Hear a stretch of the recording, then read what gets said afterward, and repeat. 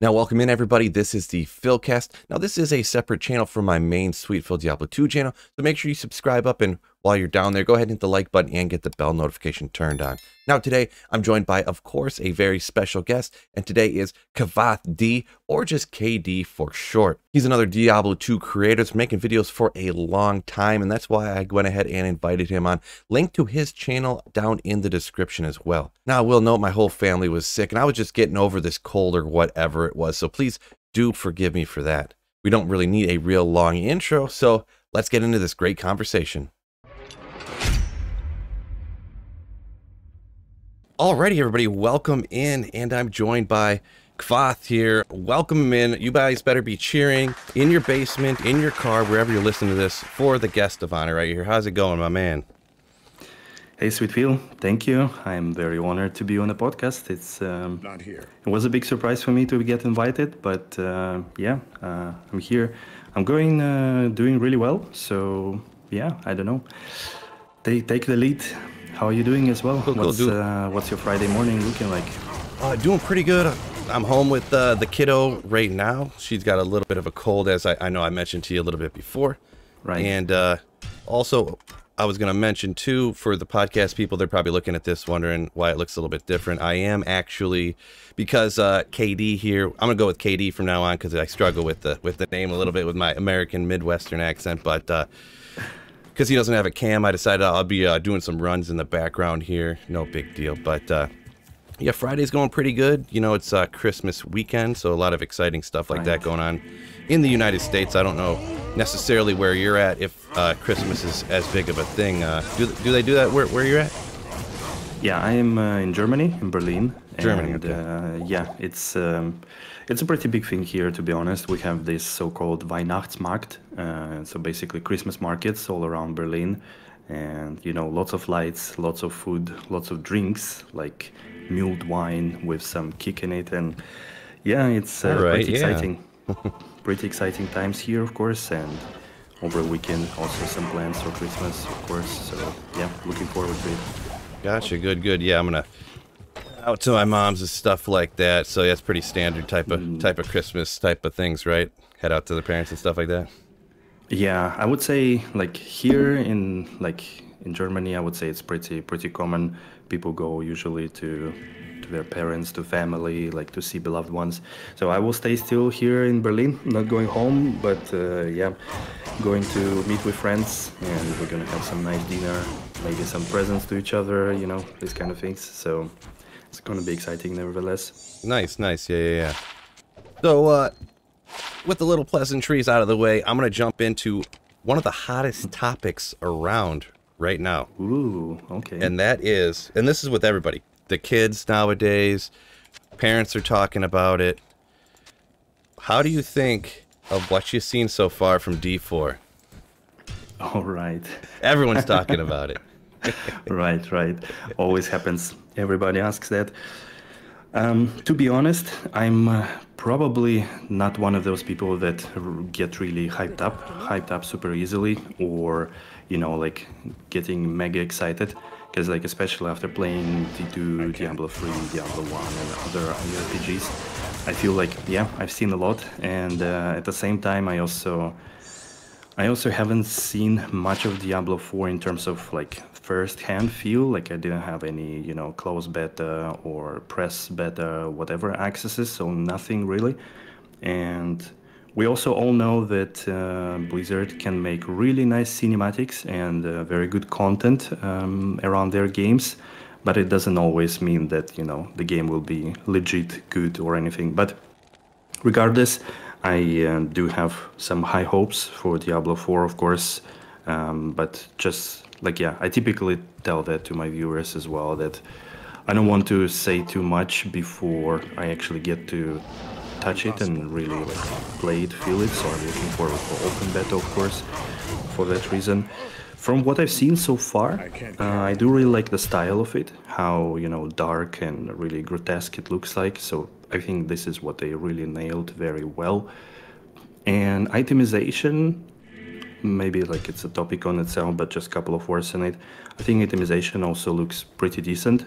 I'm kind of I do like Diablo 2 itemization. I think they have it there because they mentioned, you know, like you need to really hunt for that really good rare item to infuse it with some legendary aspect, power, whatever. And they also mentioned that they will have super rare, really hard to get unique items that will be like completely on their own in their flavor and what they do. So I think from items standpoint, it's probably going to be also very interesting. What I always, or kind of what's my biggest fear about D4 is that they don't nail interesting endgame. And it's kind of funny because I think I discussed it like yesterday or 2 days ago with somebody from chat that like so far I have not seen good end game from Diablo franchise at all. So like that's maybe something will come across to some people really edgy or somehow, but here to me honestly, like from what we have in D2R as an end game, there is almost no end game, right? There is like Ubers and maybe Diablo clone, which is a joke pretty much, and endless grind of 1 or 2 areas for efficiency to get better loot or better runes or something like that. In Diablo 1, well, old game probably have not been meant to have like proper end game and stuff. Right. Some people say that PvP is a huge end game activity. I'm not of those people, so it may, you know, make a deal for somebody, but not for me. And in Diablo 3, they have greater rifts, which are like, contrary to some people's opinion, it's pretty much the same as running Pete in D2R. Right, yeah. Say. I'm on your side with that one. Yeah, so it does really seem that they kind of don't have really interesting ideas with interesting mechanics at the moment. I didn't look into Diablo Immortal. Like when the whole thing came out, I immediately said that, okay, I'm just not gonna touch it, not gonna make content about it, not gonna even try it. So for me, everything what was there is still kind of a mystery. I didn't even look streams of it, maybe like some clips here and there. So that's why, like for me, that's the biggest fear, that are they going to be able to make interesting endgame? Because whatever they say about it, they have like, I don't know, 150 dungeons available there. Well, if it's just the same thing as in D2R, where you have different locations to farm, it will probably go down the road where you find maybe top 5 dungeons that are the most efficient to get to the loot, and that's it. And you will just run them again and again and again. And if this is a end game that they want to present to us, that might be a little bit too little, in my opinion. So I'm a bit worried about that. For everything else, I think it looks all right. Everything looks pretty much okay in terms of again, how it looks, how it feels, the character progression, customization, the builds. Again, like I think all look pretty fine. We will know way more when we have open beta or try the game itself. So for everything else, I'm pretty much not worried, except the end game. So that's the only thing I'm looking forward to really see more details. Gotcha. Yeah, so when you said at the start how you weren't really getting too up in arms too much about it like you've seen from other people, you said, you pretty much summarizing it, you pretty much are like hopeful and you think it's going to be pretty good is what the that consensus was, right? Yeah, I'm kind of on board with you there too. I think it depends on a lot of people, especially in like our communities. I could see, and I could see why this would be. It's almost the propensity that I would want. A lot of people are like, they want another game exactly like Diablo 2, which obviously we've been playing it forever. That's what we know and love, so that's what we would want, right? And I don't think it's going to be a ton like Diablo 2. I think there's going to be some stuff that's like Diablo 2, but I've seen a lot in comments, and you probably have too, about, you know, it looks like a Diablo 3 with a darker, with a D2 skin and stuff like that.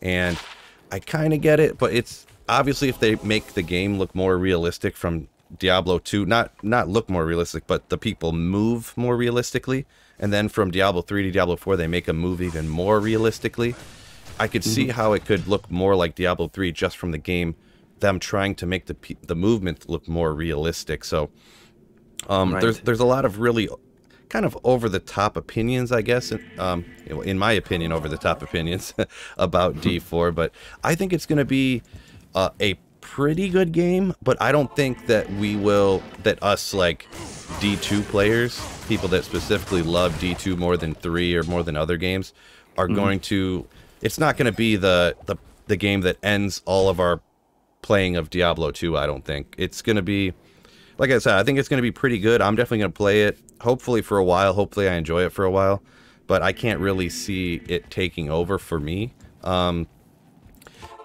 like you said, we haven't really seen a whole lot of endgame, with the exception of the people who got access to that one endgame beta. And I don't know how much of that would end up staying the same. But yeah, we'll have to see. I've never been too much of like an endgame type of person myself. Like technically, Diablo 2 doesn't have any endgame, technically, I suppose. I don't view it that way. I view like you were talking about PvP, and even though it's not like X game gamer points and stuff, you know, completing every last thing I kind of view as an end game, whether it's playing hardcore, whether it's finding every item, you know what I mean? So, right. Different types of end game. Obviously, if you love Diablo 2, you're not too worried about a handheld guided end game, I would imagine, for most people anyways, for most people.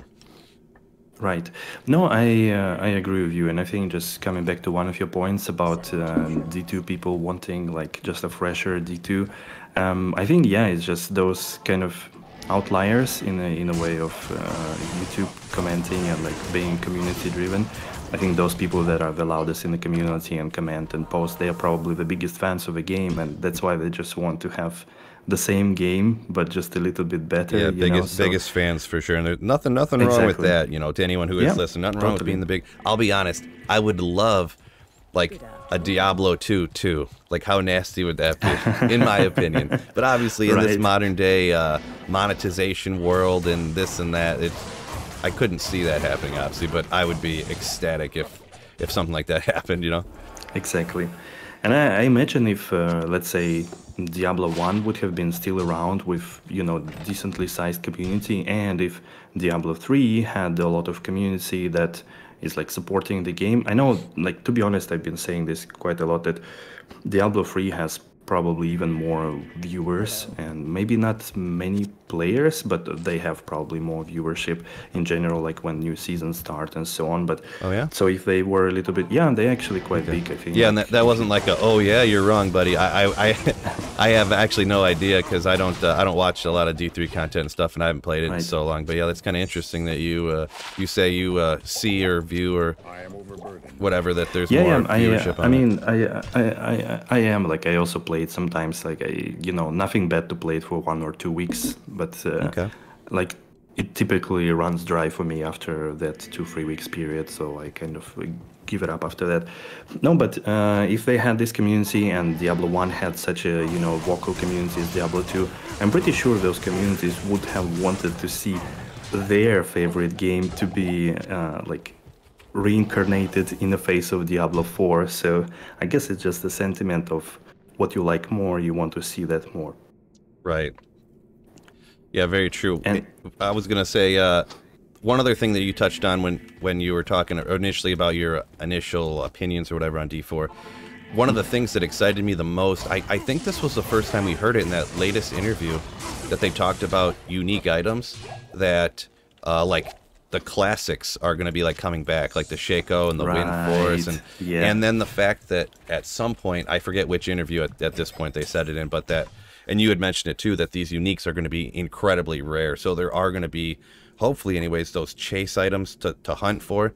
Unfortunately, you're not going to be able to like trade for stuff that you haven't found yet, but the super rare unique stuff like that anyways. But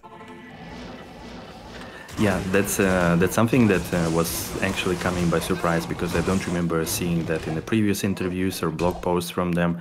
So that was really interesting, and that's actually something that I recently learned, kind of, that and maybe you would actually like it, because you mentioned that you're not like the type of like super end game guy, but you know, there are like two types of let's say designs that are there in the video games. Like one is a vertical progression and one is horizontal progression.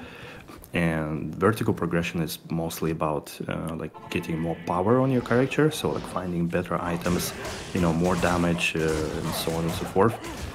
And the horizontal one is about the process of doing different things in the game, different mechanics, while keeping the power level relatively low and not exponentially increasing with the time you play.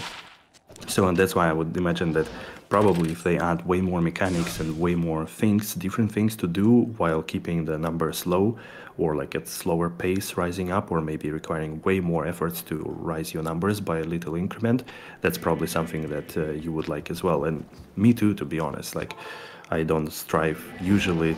I'm very far behind all the like season starters that they do already farm torches and make economy and stuff. So I'm usually like very laid back kind of player and just prefer to explore different things and have fun during the process rather than just going for crazy achievements on a day 2 or something like that. Gotcha. Yeah, it's hard for me to. Yeah, because as for going for like trying to ladder win or try to keep up with everyone else, I mean that's one of the reasons I guess why I play single player, because I don't really strive for that stuff as much either. It doesn't interest me to necessarily compete with other people in that regards. I've played video games where you do compete, so there's nothing wrong with it. But I just feel like in different types of RPGs and stuff. I never really felt the need to do anything for competing. If we're talking playing about Madden or Halo or Call of Duty, sure, yeah, you know, you're playing against the people you're playing against, and that's the game. But yeah, for RPGs, I've never really felt the need for like the competition and the race and stuff like that. Yeah, that's right. I agree with you pretty much. So that's why I mean, I started doing ladder with D2R just because, first of all, like I wanted to interact with viewers, of course, and with all the community, just to, you know, play together and do some fun activities. And yeah, it's also a bit of a hype, of course, there. But generally, I'm right now kind of back to single player, to grailing, and that's just incredible feeling, apparently, to find things that you normally don't care on a week 2 of ladder, but here it's like, this is a rare item, I'm actually happy to find it. Just I get way more excitement and kind of dopamine from playing single player. Oh, for sure, yeah. Like when that Astrians drops or something and you're actually excited about it, you're not like, oh man, why did I find this thing? Right. So yeah, totally get that. The one thing about D4 I'm not 100% sure on if how I feel about it. There's so many different, what was there, like, there's the regular legendary, there's like ancestral legendary, there's like legendary, there's extra legendary, like I don't even remember. There was like 3 different types of legendaries, which I didn't really understand why there were so many different levels. I know they have different varying, I guess, types of roles on them, I guess, is what, you know, they could each, but it was kind of surprising to me that there were so many different levels of those legendaries or whatever. Did that catch you a little weird, or maybe you had heard something that I didn't hear, because it's so hard to keep everything straight, you know, that you hear about everything. Exactly, with bits and pieces of information that they provide, yeah. Yeah, stretched out amongst months and months of time. Exactly. No, this, yeah, the legendary, I think they have like basic legendary items, then this ancestral that they, in my opinion, or like from what I remember, they didn't talk much about it. It's just kind of stronger version, like kind of a parallel to Diablo 3, where they have like normal legendary items and then also ancient ones that have just 20% bigger stats or 25% bigger stats cap. Okay, maybe that's where they, because I haven't played D3 since like the first month of launch, so I can't really, it's hard for me to remember if that's where they got it from. It was how they did it in D3. So they kind of, it sounds like they try to combine D2 and D3 together, like literally, like here's the different tiers of legendaries, and we're throwing in the uniques for you D2 people. Yeah, could be like that. I mean, they also, I think, decided not to include any sort of like primal items that are also in Diablo 3 that have basically the stats of ancient ones, but always at max roll. So you always have the highest amount of strength there, and like crit chance, critical damage, and so on. But those are really hard to get. Like typically during the season of Diablo 3 that I play maybe like 40 hours, 60 hours on top, I find like 2-3 of them maximum. So, Okay. But So that sounds like the uniques are essentially taking their place. Because probably what the devs well, stutter a bit much, Phil. But what the devs were saying that the average player might find a couple of uniques in a season or something is what they kind of their estimation, anyways. So yeah, that's I think that's what they said. I don't think they're gonna take like just to make all the viewers not go crazy that it's the uniques are like primals. No, like I don't think they are going to do it like this. But maybe yeah, it's just an idea because primals are basically the same legendaries, just you know, with maxed out stats. But uniques in Diablo 4 seem to be very very different, more like Diablo 2. Yes, yeah. I didn't mean to say that they were going to be exactly like what you call them, ancestral ones in D3. Primals. Oh, nice. I just found a 5 NATO. Let's go, baby. Off a Thresh Socket. Okay. That's huge. Nothing else on it but a 5. I almost chucked it out real quick. 5 NATO, 15 to life, so nothing else on it. But nice. That's neat. That's a cool one. But yeah, that's probably only the second one I've ever found in my life. How about that one? So, congrats. Yeah, thanks. So on the D4 thing once again, so when it comes out, do you think, are you going to, for your channel wise anyways, do you think you're going to switch to making D4 stuff probably? Or are you going to stick with D2 stuff on your channel? Oof, or haven't thought about it yet. That's an option too, right? Well, that's kind of a pretty difficult question to be honest, because I'm having quite a few changes happening at the moment, just generally in real life. Okay. And yeah, so I probably will give it a go for sure. So like streaming and maybe some content. But yeah, because your channel, you more so your channel's kind of like for fun, right? Like it's not your full-time job, for sure, right? Or am I mistaken? Well, I wanted to kind of push it to full-time this year and like just try to see how, you know, the maximum, how much I could achieve and like what I could do with it. But then I had a couple of realizations and a couple of things changing, and I was like, all right, let's keep it for fun at the moment and then see how it goes later on. So because yeah, like it's just, I think it's unrealistic at my size to kind of really strive for full-time. So but regarding the Diablo 4 content, to be honest, I wanted to see first the open beta and what it brings, like just to get a grasp of what you could do, because I would also imagine, of course, it's going to be very big for any Diablo channel, but with that it will also bring a lot of competition, a lot of other ARPG content creators from like old Diablo franchise, from PoE guys and all the other ones. Every gamer channel that's ever heard of video games, yeah. Exactly. So it's going to be really, really big, and I feel like if I don't find the niche or like category of content that I will like myself and I will want to do for Diablo 4, from what I would see potentially in open beta, probably I would not be interested in making a lot of content there. But I still have plans to, of course, give it a try, see, and then closer to release or with like after open beta to think about it and weigh in all the options and then see what I will do for Diablo 4.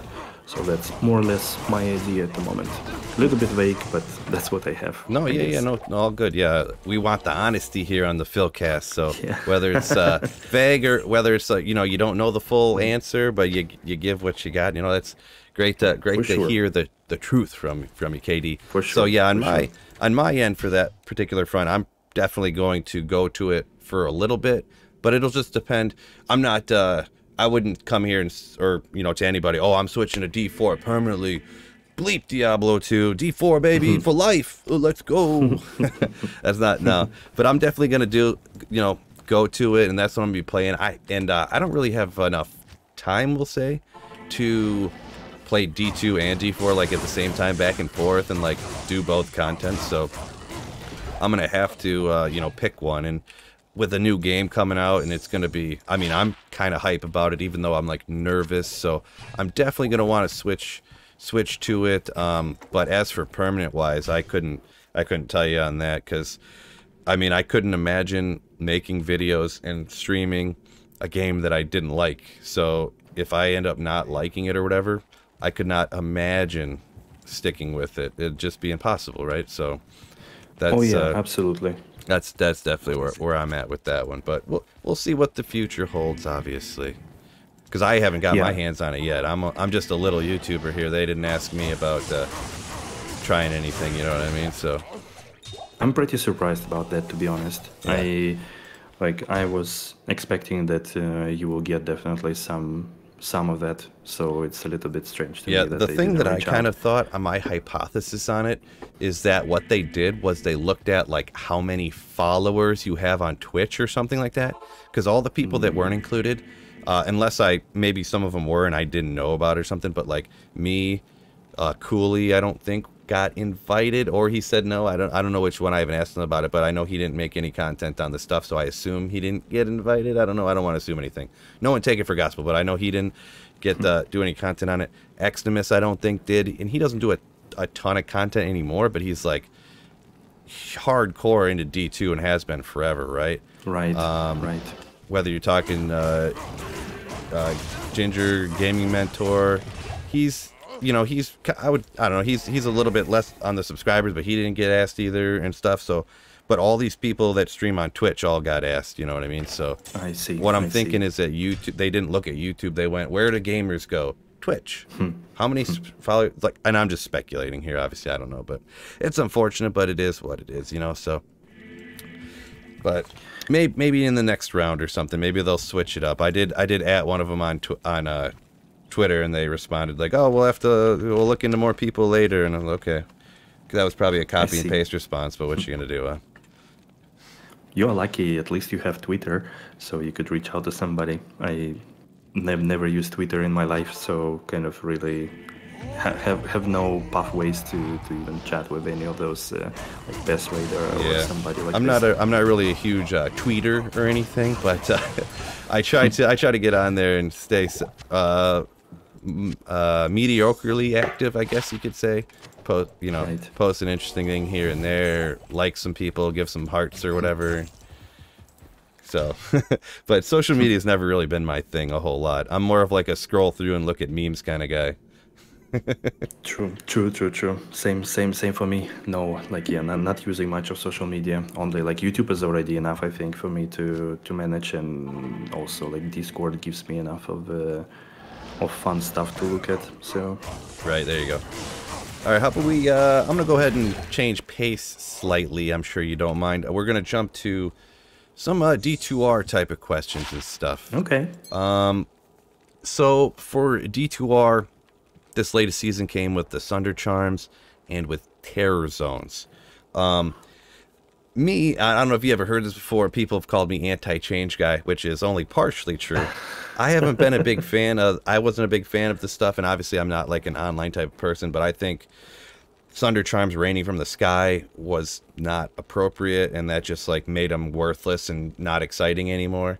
And obviously, even if we're talking about changes like longer ago, the Annies, obviously the declone spawns every other second nowadays.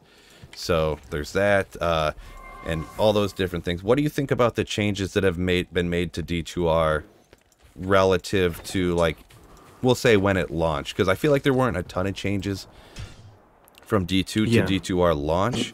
They just kind of cleaned up some bugs and stuff like that. They didn't really make a bunch of changes, but then there was the skill changes, the Annie change that they make it spawn way easier, and all that stuff, the Sunder Charms, the Terror Zones. What's your opinion on all that stuff? Right. So I am, I actually heard that saying that you are anti-change, but who told you that? Was that G-Stacks? Just I don't know. It's already kind of there in the air, in the internet. But yeah, hey, can you give me 1 second? I just heard a big thud upstairs. I gotta check on my daughter real quick. Sure. So I'll be back in like hopefully shortly. Yep, let me know. All right, I'm back. My apologies. She freaking tried to climb on top of a little plastic chair and it slid out from under her feet. And but she didn't hurt herself? She landed on her feet and was fine. This all right. Kid, jeez. All right. We'll just go ahead. Obviously, I'm going to cut that out, but we'll pick up from... it was G-Stacks, wasn't it? Yeah. That's a perfect comeback. Yeah, so I don't know actually where it came from, but it's just, I don't know, somehow heard about it here and there, but yeah, I won't reveal my sources. So. A true journalist. No. Right.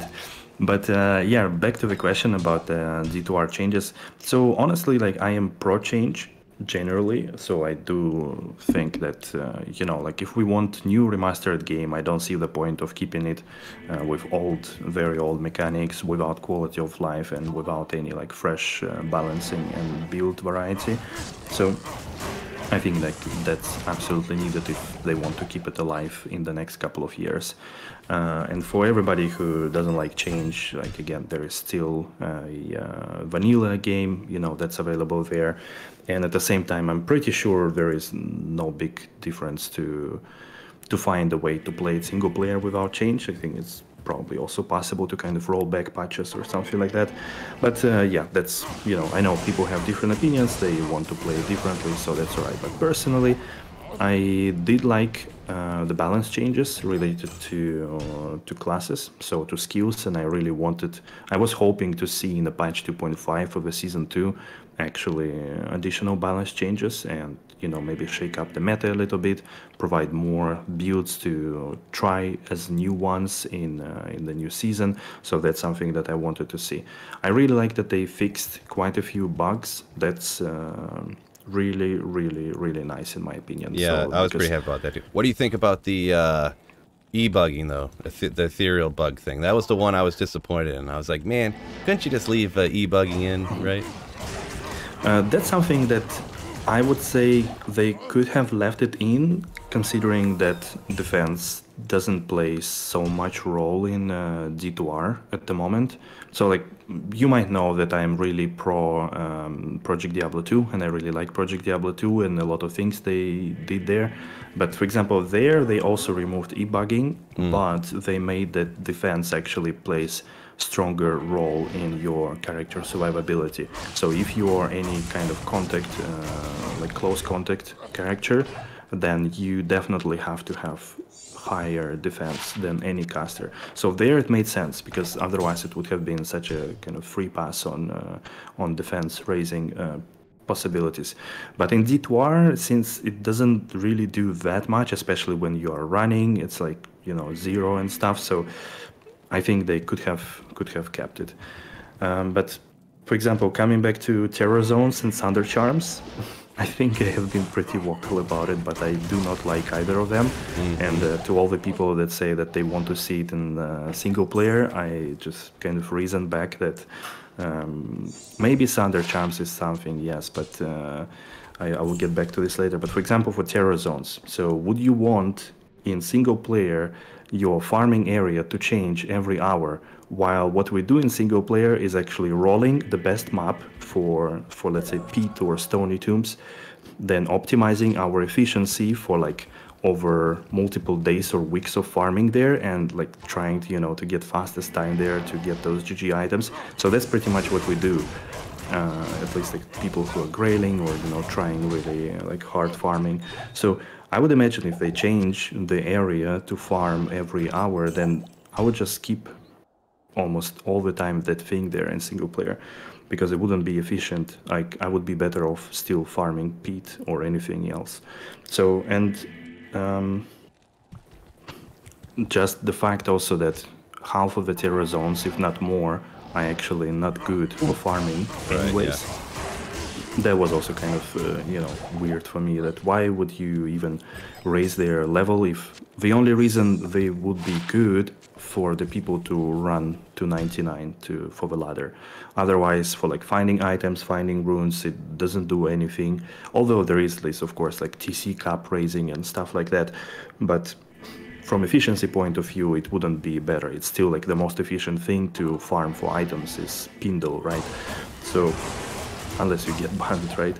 So it's kind of, I think, the only thing that's good in Terra Zones is basically for seasonal characters to run for 99 in a full player's games, but otherwise I don't find it really useful. Yeah, I do agree with you on that. And even running online, it depended on like what your build was, right? I started with Assassin because I never had started. All the time that I played, I've never started a ladder with an Assassin, and even though I knew it wasn't based upon how the Sunder Charms didn't like interact right with with the traps or whatever and all that stuff, I was like, I want to start with it anyways. And like, yeah, if you didn't start off with like the Blizzard Sorceress or the one of the Paladins, you were like falling behind in the games like all the time, So that's one of the things I didn't like about like the Terror Zones, because you couldn't like. I feel like it takes choice away from you, and I like to choose where I want to go, and I want to choose what build I want to do. I don't want to like, well, I need this. If I just get a Cold Sunder Charm and I'm a Blizzard Sorceress, then I can just do whatever I want to, Like, yep. But if you're some other character, you're SOL, you don't want to be a Fire Sorceress, because even the ones that you do break in the area that you are forced to farm by the Terror Zone, you're only doing 5% damage to these monsters. Meanwhile, a Blizzard is, and I get that that's more of just like a Blizzard specific issue, but still with the Hammerden could still wreck everything everywhere, essentially everything anyways. Fist of Heavens was still pretty good, so it was like if you weren't one of the certain builds that you needed to be, you got, it's almost like you got left even further behind, right? Did you kind of feel that way too, or? I did that. I absolutely feel that. It's funny that I'll just tell a little secret of when I was preparing the content before they introduced Sunder Charms and only Terror Zones. I actually prepared, like I had an idea to have like 5 builds that can do any Terror Zone, right? Because they have multiple sources of damage, like different equally good sources of damage, let's say like physical and wind, when we talk about Wind Druid, or like cold, I mean. So. And because of that, I kind of narrowed my own choice what to start ladder with to those 5 characters. And out of them, I decided, okay, I will go with Barbarian because, like he has opportunity to farm Travinco with Berserk early on. Also, it's a physical damage, which kind of very, very few places have really Fizz res, or Fizz immune monsters. So. And oh boy, was I wrong. So with this Whirlwind Barbarian that I had, my goodness, like I couldn't farm so many places because of like if there is a single ghost or like anything that is Fizz immune, it was impossible. Like even with let's say like Reaper Stall setup, like with Decrepify, or even later on I had the Brand Runewort in a bow to proc Amplify, was still pretty terrible because it just didn't work for me. So I really narrowed down my choices like in Terror Zones only to like 5 areas that I would actually choose to go to.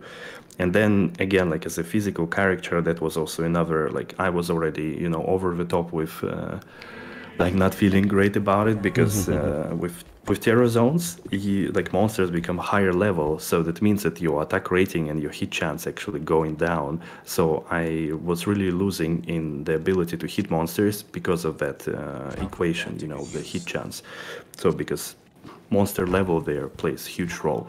So I always felt like I have inadequate amount of attack rating and I couldn't really get more anymore, so I was really annoyed.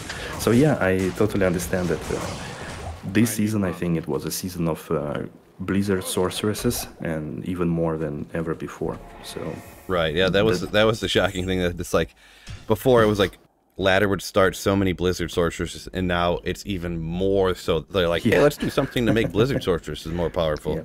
And Hammerdens, let's do that. Yeah. I don't know.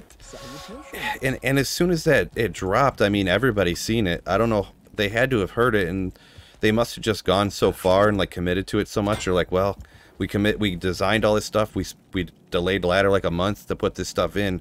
We can't just like take it out now. We just got to go with it, I guess. Like that's almost the way it feels anyways. Probably, yeah. That's what I imagined. They wanted, like, they created some hype thing, and they didn't want to, roll it back or delay it even more. Yeah, but for example, with the Thunder Charms as well, just 2 cents there. I also, like, again, some people would say that, I just don't like those things, or like, or something. No, but I always think about it in the way that, what's the problem with immunities? The problem with immunities is that, like, some of them are not possible to break, whatever you equip or like whatever stuff you have in your gear, right? And B is that basically there are only a handful of things that can break immunities, so not enough choices, and most of them are very expensive.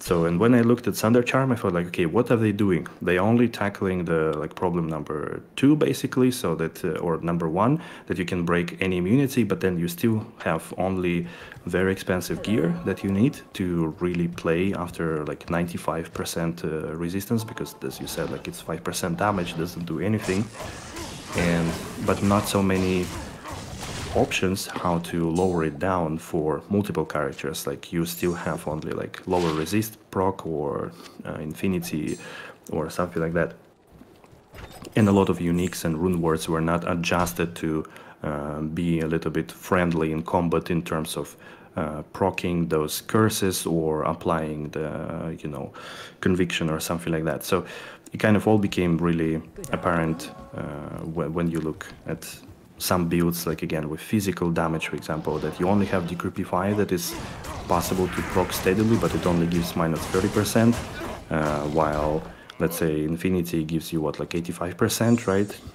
Minus resistance. So it's, again, making some characters really harder to make and build, instead of actually looking into the game and adjusting for all the monsters in hell, adjusting their resistances to a certain level that all of them can be broken, and then introducing more ways how to lower the resistances for most of the builds and most of the elements, like physical, magical, poison, and so on.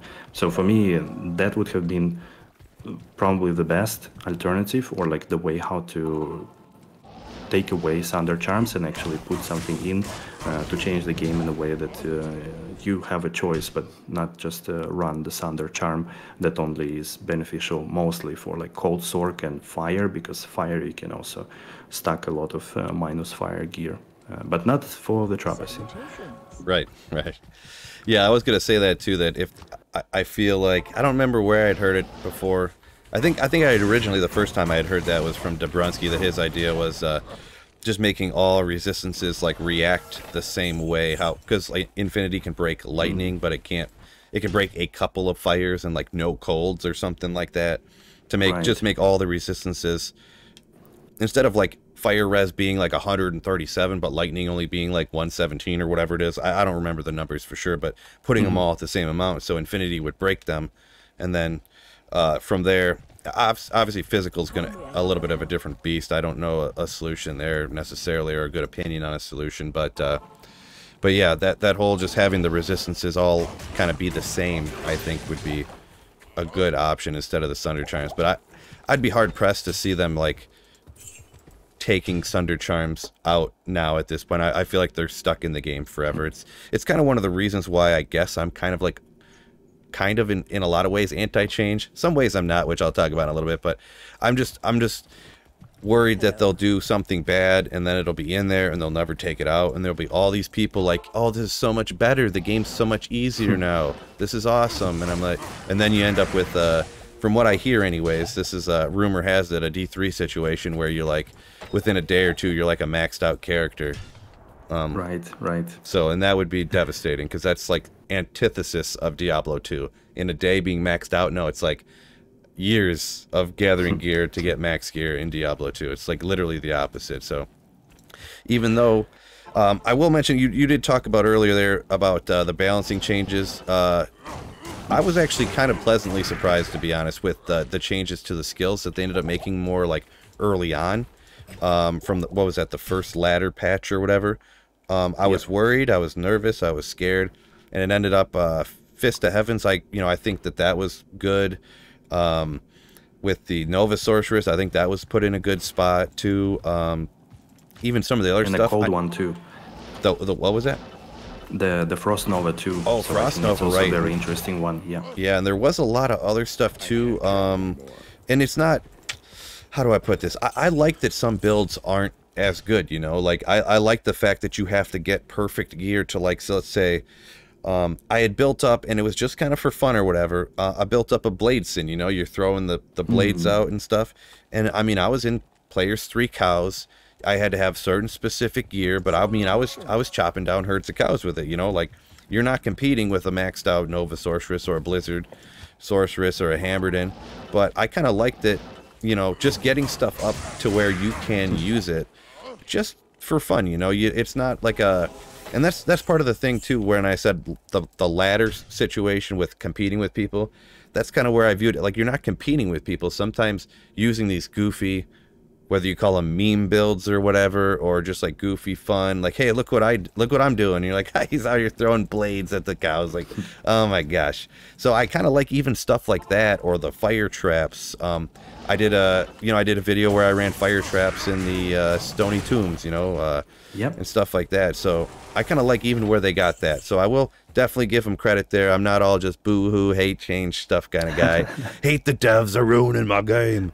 But I was shockingly surprised. I can't think of a single skill that I was like, oh man, they messed this up. Like, I'm pretty happy with any of them they changed, or they are pretty much the same to where they weren't good before, so they didn't like break the game. Essentially, that's my biggest thing, is I'm worried about the game getting broken, because I feel like once they add something in for a season, while they could take it out, I don't feel that they're going to. You know what I mean? I don't feel that they ever would. It's like admitting their own mistakes, right? It's probably not going to happen, which I think is kind of a lost opportunity on their side. You know, if something is bad, they just should take it away and say, okay, we reviewed it and it's probably not the best solution. And I think like people would be totally cool with that honesty. And yeah, like some people though would just lose their minds. So like, imagine the person that loves like, oh man, these terror zones are so great. I can get to level 99 in like 2 weeks now. Like, and I only have to play like 4 hours a week. This is amazing, you know. And you know, and I kind of get the sentiment to some point, you know. You working, you know, I joke about this in my videos all the time.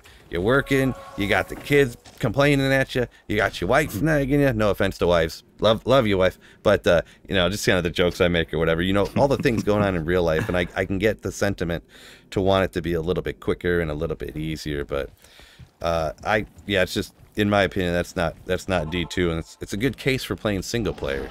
Good case for playing single player. Yeah, to accumulate that wealth over time and not compete in 3 months when you know that you only have like 4 hours to play a week. I guess it's just lost case. It's impossible to do. No, yeah, that's like coming back to the changes, the balance change. I just wanted to throw in as well that like same as your blade scene in the cow level, I had the same reaction for people watching me do Travinko with Summon Druid. So that was also actually very cool, and it worked out. It wasn't the fastest build there, but I was like just short, under 1 minute, I think, just a little bit in like one run of Travinko, but it was something new, something different.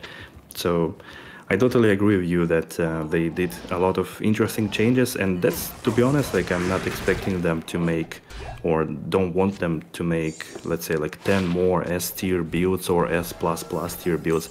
I just want to have like more variety builds that I could try and maybe use in some certain situation where it, you know, can do something.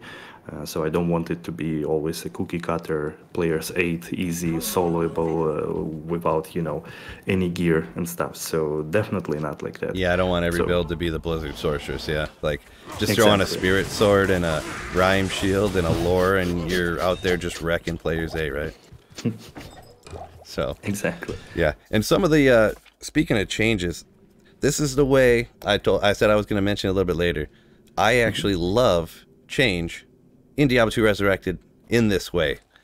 I would love, and everyone's going to agree with me, I already know it, loot filter. Loot filter. Did you see the one video where I was running the cows and I was like, all right, I'll go ahead and run away, And then I take 2 steps and a Cham rune all of a sudden appears that was buried under everything. Right. Jeez. Could you imagine, like, if I would have turned right instead of left or whatever it was? Oh my god. Man, this is something that is, like, drives me insane for a number of reasons. First of all, I think people after week 1 of D2R release, they already made a mod that adds loot filter. So like 1 week or 2 weeks later, and apparently it's super easy to do.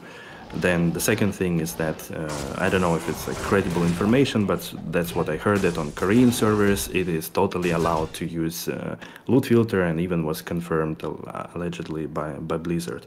So, and like with all of these, also in the game where beyond players 1, it is almost impossible to see anything because of the very simple things like Scrolls of Identity, Super Mana Potion, like Key, Crude Colossus Vulture, that, you know, like some people could make a case and say, yeah, like I pick up all the inferior items, I repair them, Every socket bolt, them and sell. every fomenting like, potion, every, yeah. So, like, all these combined makes it just such a easy win for developers to just add basic, very basic loot filter that, you know, like you can use it or not and like tick the box. And same as Terror Zones, you know, if you want people to join games only where there is no loot filter so that everybody has, you know, the same advantage in terms of picking up loot faster, then yeah, please do it. Like, but just ignoring this thing and like breaking their head about how to introduce loot filter, I think it's such an annoyance. I don't know. I even had the, like during the season 2, I created a command in like in the stream chat that basically counts how many times I ranted about loot filter not being there. So Boy, that was probably a high count, huh? yeah, it was introduced very late, unfortunately. So Nice, we only nice. got to 100 or something. Yeah. And then another one that I also would love changed. See, Phil loves change in D2R. I don't know which one would be best. A lot of people have settled on, I think, like a currency page or something like that. Just, I hate transferring perfect gems, like the keys for the terror zones, things like that. Like the runes, like you're saving like spirit sets because you want to get your spirit sword and re-roll them, and you gotta stack them up on mules and then transfer them back. Or like if you want to craft, you have to transfer them to a mule, but you can't craft on that character. You have to transfer them then to a character that's the right level to craft. And then just, man, if there was some page where it would just be like, you have 147 rail runes, 111 amethysts, and you're just like, boop, boop, boop, boop, boop, boop, take out 10 amethysts, take out 10 rails, and you're ready to go. You know, like, that would be so nasty. And not having to have a rune mule and a gem mule and a crafting mule. Just amazing. Absolutely. Here, I think, yeah, we all know that all these quality of life changes are really great. And yes, I can confirm Sweetfield does want changes. So listen up, people. Pro change Phil. Yeah. Pro change Phil. So, like, regarding the currency tab, so like the two things that I could say here is that stackable runes and gems and like all these kind of organs, keys and things like that is definitely really great thing. And again, like looking back at Project Diablo, where you only need like 33 numbers if you are lucky to find more than one Zod, right? Then you need 33 spots for runes, and then like 7 for gems and 3 for keys, and that's pretty much covers so much. There is always like a little problem with jewels, but again, like they overcome it with just a simple recipe that breaks your jewel into jewel fragment, and then for crafting you actually use jewel fragment or normal jewel, whatever you like. So, and those jewel fragments can be stacked as well. Oh, okay. So, I guess I haven't. You said that is in Project Diablo 2. I haven't played it in a few Yeah, seasons, so yeah. that must be a slightly newer thing. I yeah, guess. it was like a few seasons ago. Yeah, so not in the first 2 or 3 for sure. So it was Okay, way yeah. later. And so what I was worried about, like only saying currency tab, is that imagine you want to craft something, and every time you take something from currency tab in order to craft it, you take it only one thing, right? And it's not stackable. So you would still then have to have your inventory full of gems, jewels, and runes, and you will have only like, 4 sets basically of 10, like 10 sets of free runes and a few more in order to craft something. So without stacking, it would be still kind of difficult to manage crafting in a larger quantities. At the same time, trading those larger quantities of runes, jewels, or gems will be difficult without stacking, even though you have currency tab that can absorb them into one slot. So I would imagine if they were introduced, like stacking would be good because it only occupies X amount of slots and that's it. But with currency tab, we need to be a bit more careful not to miss on this kind of thing about trading and about crafting yourself when you would benefit greatly from having those currencies stacked in one slot of your inventory. So yeah, with the currency stacking or with the rune stacking and things like that, I know that the devs, when they were asked about, they actually were asked about that, I think maybe by Llama at some point back in the past, and I'm taking their word on it, and it sounds about right. One of the reasons that they would be against specifically that is because, like, the same way that they dupe, like, an SOJ or a Burr rune, like, imagine if someone had, like, in dupings, I'm assuming it's easy enough as it is, I think people are doing it all the time already. If you had a stack of 1,000 Burr runes, and you just duped that stack of 1,000 Burr runes, so then you have 2 stacks at 1,000 Burr runes, so, like, it would cut the duping time by, like, 1,000, you know? Which would be, I mean, if we think duping's a problem already, just, use your wildest imagination there, right? Right. So. Well, to this, I have to say that I think the answer is simple. Let's not design the game around bugs, bots, and duping, like malicious behaviors, because they need to fix those problems, the sources of this, instead of designing the game around it. Because like the fact that we no longer can exit and enter red portals at Anya or cow level next to Charcy because of the bots that do it, I think is just bullshit. I'm sorry for the language, but I think it's just bad.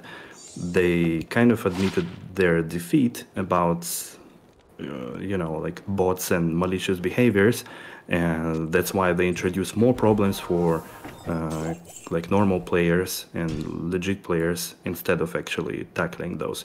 So because of that, I don't want to take this kind of consideration into account when like thinking of what I would want to have in the game. But I do understand that this is probably constraint on their side that they maybe don't know or don't know how to fix. But yeah, again, for sure. like, yeah, I generally do agree with you.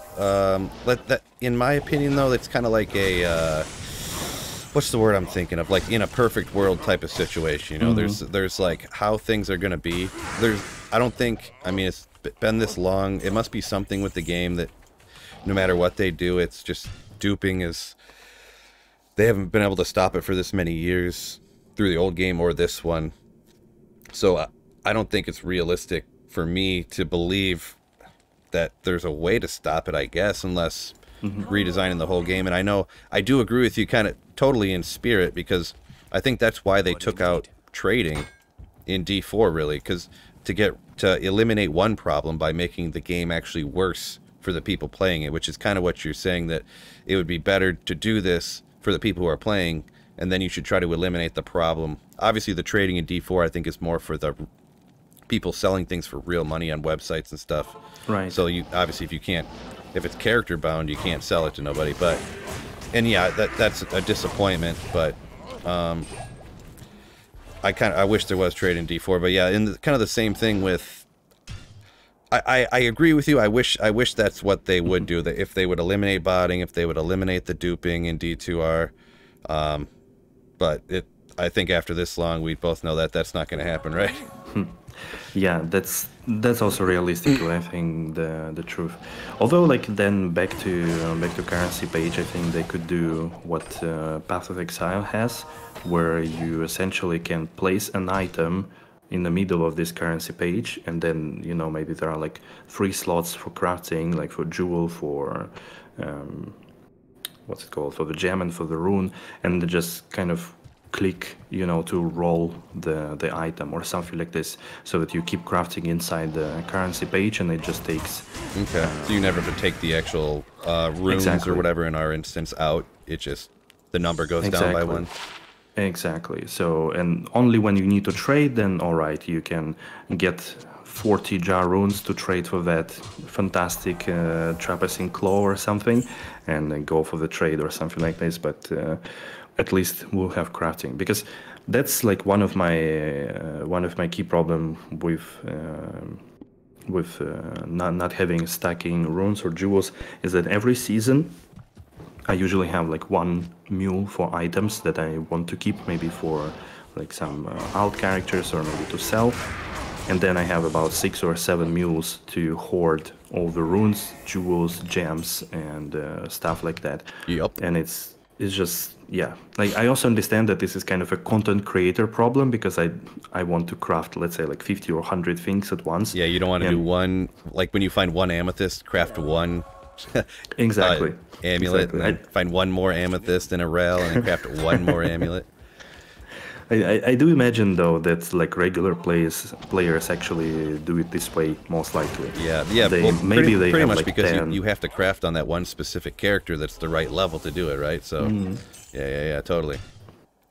Exactly. So, like, at least to eliminate this problem already and have less mules would be good. Like, in any way they do it. So I really hope they manage to, because otherwise it's just difficult. And then with number of mules, you know, like, everybody know that there is only 20 characters limit. Also ladder, non-ladder, hardcore, softcore.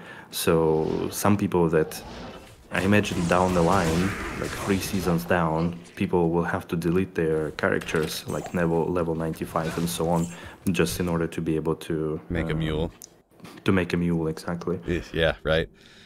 Totally, yeah. Well, what do you think about if they did a like a pluggy situation, like just a ton of shared pages, like maybe not unlimited like pluggy was or whatever, but like 40, 50, 100. Like, do you think something like that, or? That probably would work for majority of players, I would say. I gotta Even cut like you off with just 20. one quick second. My daughter is buzzing me real. Sure. Like 1 minute. What was that, babe? My belly hurts a little bit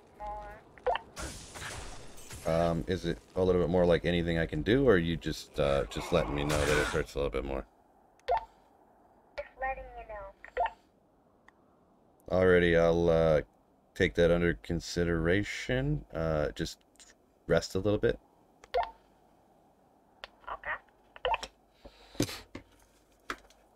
Okay.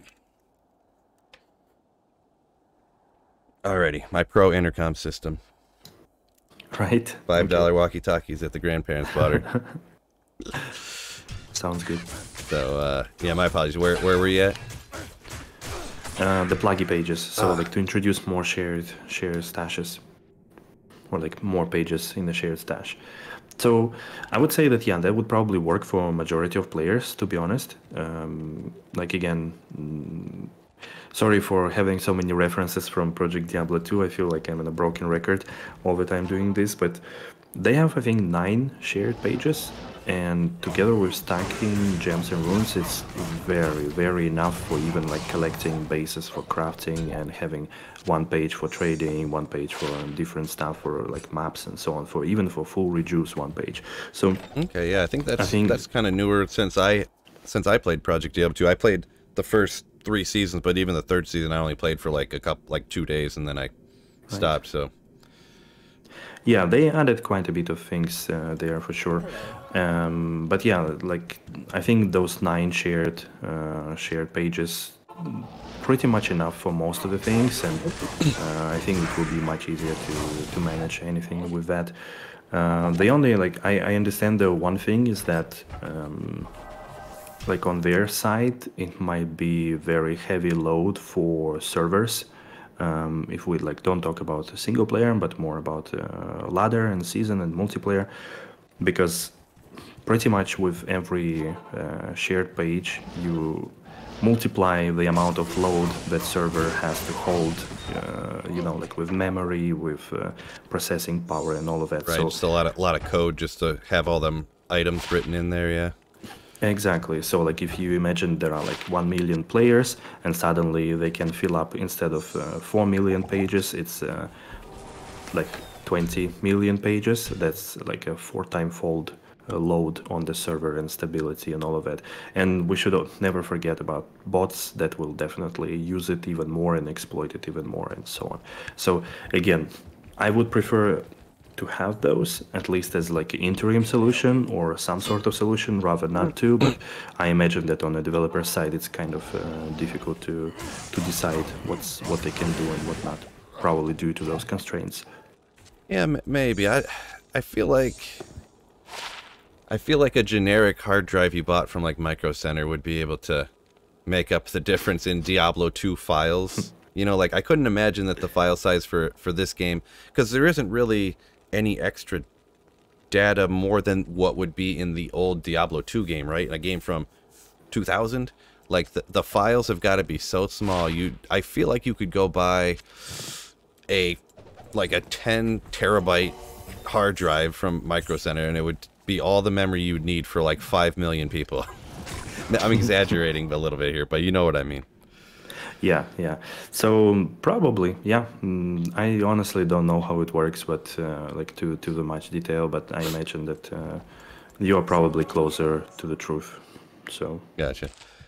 So yeah, we talked about a bunch of changes so far. What and you've kind of brought up a lot of good points with Project Diablo 2, things that they had done. What are things? What do you need? I know you agreed with some of them that I said. Some other things that maybe you would want changed for D2R. I know you mentioned maybe some skill changes. Maybe you mentioned even, or maybe some other stuff. Yeah, I think the changes that I'm looking for the most are like my top 3 or 5. I don't remember. Would be like more skill changes every season, like just to introduce maybe a couple of fresh builds. They don't have to be S tier, they could be A, B tier, whatever, just, playable, so that there are not so many skills on a skill tree that are completely useless and don't have any kind of use in any situation or at any point in the game, whether normal, nightmare, hell, or like end game.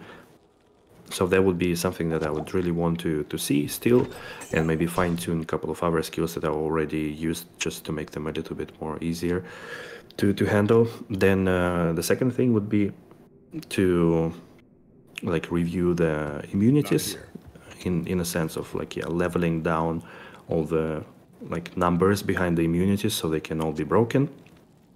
So that again, with decent gear, with decent playtime and things you accumulate, you could actually break it and you could play pretty much any build and enjoy with enough gear variety that is there. Then third one, of course, coming to gear, to items. So like as an easy win for next season, I have already mentioned it like also to viewers that they could at least look at the TC87 and TC84 and all those unique and set items and make them, like rework them, so to make them really usable end game, so that you don't find, for example, out of TC87, the only, I think, the only 3 items that are worth using are Griffins, Death's Web, and Death's Fathom.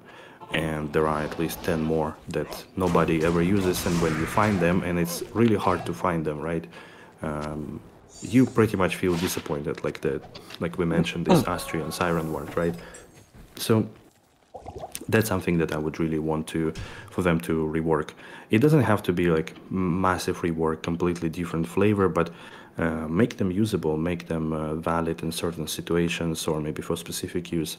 So that would be something I want to see. I personally would want to see all the items reworked, like not touching those that are already good, so like not really nerfing, but at least making all the items that you pick up, identify and drop on the ground, that they could be used at some time of the game or at some situation.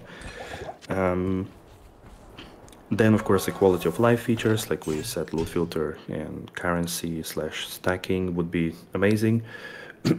And what was the other one I always wanted to see? I'm not sure. Was it something we talked about already, or? No, I had typically like three answers. I mean, maybe. Do you want yeah, them to add like slamming items into D2R? That's potentially could be, but I think it will be like without balancing items, it will be really hard to make it useful, because otherwise it will be just additional thing for, let's say, those couple of items that are good, like Griffin's Death Web and Death Fathom as an example, to only hunt for those and hunt for a better corruption, so you kind of make power creep and not actually increasing variety with other items. So yeah, the other thing that is that I wanted to mention about items, not only like reworking, but also providing way more ways to break immunities.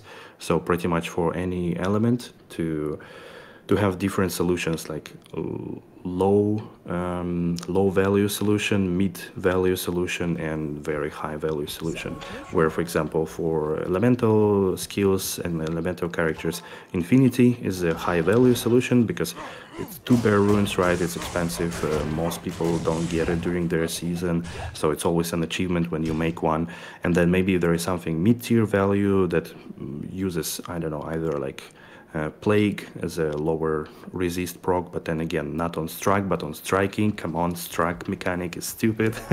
So, and things like that. So, and then maybe at the lower tier, you have some kind of unique item that is proccing, I don't know, whatever else, curse or something like that, that is maybe at a lower chance with a lower value, but it still allows you to like either just reduce immunities before you can break them, not the immunities but resistances in a normal area, so that you deal a little bit more damage with that.